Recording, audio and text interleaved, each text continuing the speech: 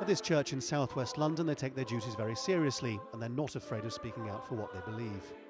The congregation here believes the traditions of the Anglican Church are vital to maintain.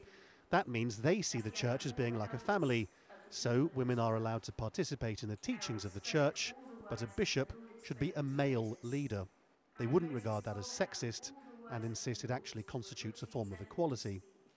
And so what it means is that parish leaders, who are members of the General Synod, will vote against the introduction of women bishops because they think it could undermine the foundations of their faith.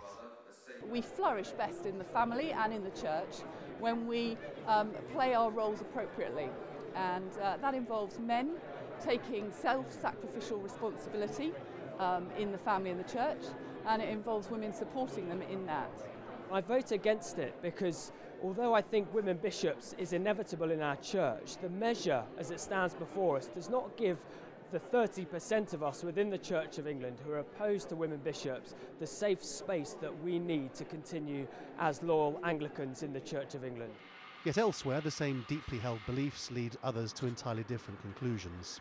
This is Angela Berners-Wilson, a vicar and one of the voices calling for equality. Hers is, in some ways, the more simple argument of the moderniser, that of the basic rights of any individual.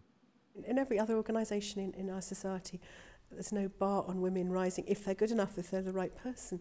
And I wouldn't say the church is the same as every other organisation. Obviously there's a calling, it's a spiritual matter as well, but no, if a woman feels called, she should have her vocation recognised.